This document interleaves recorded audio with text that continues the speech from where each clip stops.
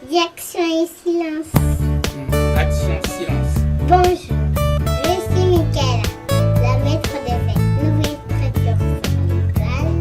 Je suis Aurélie qui a vocation d'écouter la formation et d'autres faits de société sous un angle proposé par votre professeur.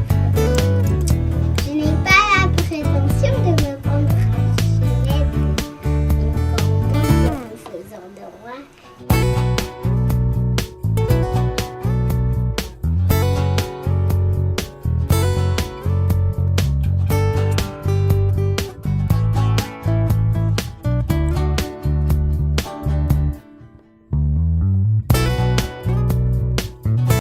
L'amour a ses vertus et ses victimes qui se comptent par je ne sais combien.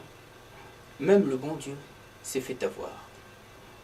D'où l'ultime mission des religions, apporter la bonne parole auprès des hommes, et nous voyons bien ce que certains en font. Dieu étant devenu un fonds de commerce juteux pour certains, et un excellent prétexte pour d'autres, afin de mieux stigmatiser certaines populations, nuire à l'évolution de la société, et pour d'autres, de quoi conquérir le pouvoir en semant le doute dans la terreur au nom de celui-ci. Est-ce pour autant qu'on s'empêche d'en parler? Dieu est la plus belle preuve des épreuves qui n'a jamais renoncé. Un véritable baroudeur de la juste cause, contrairement à l'homme toujours intéressé par les approximatifs, les paradoxes, fruits imaginaires d'une logique corrompue, confondue et sans commune mesure. Si Dieu est amour, il est bien plus par sa complexité que l'homme intéressé ne saurait percevoir. Nous autres victimes de l'amour, nous ne sommes que victimes de l'amour des hommes, intéressés et non celui de Dieu. Voilà qu'on en vient sérieusement à se demander qui sont les vraies victimes de cet amour, si on prend en compte que l'homme est fait à l'image de Dieu. Est-ce ceux qui le font intentionnellement pour assouvir leur passion délirante et destructrice, ou simplement ceux qui le subissent bien malgré eux? Ma réponse est sans équivoque, ceux qui le font intentionnellement, et par là croient tirer une certaine gloire, légitime sans doute à leur cœur. Mais quel triste constat, qui n'est là que l'expression de leur mal-être aussi profond.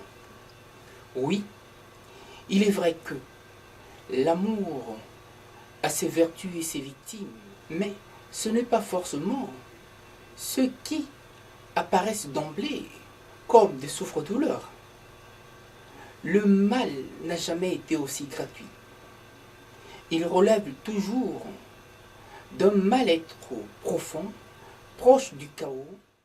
Heureusement, Dieu est toujours là pour relever la pente et contre toute attente fait ressurgir le meilleur de l'homme, d'où sa bienveillance vertu qui défie toutes les lois de la pesanteur sans commune mesure et sans la moindre lenteur.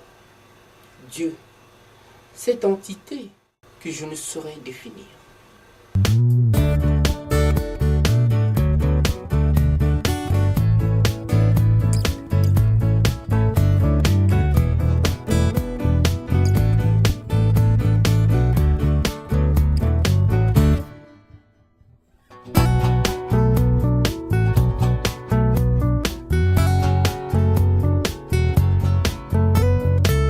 A, B, C, D,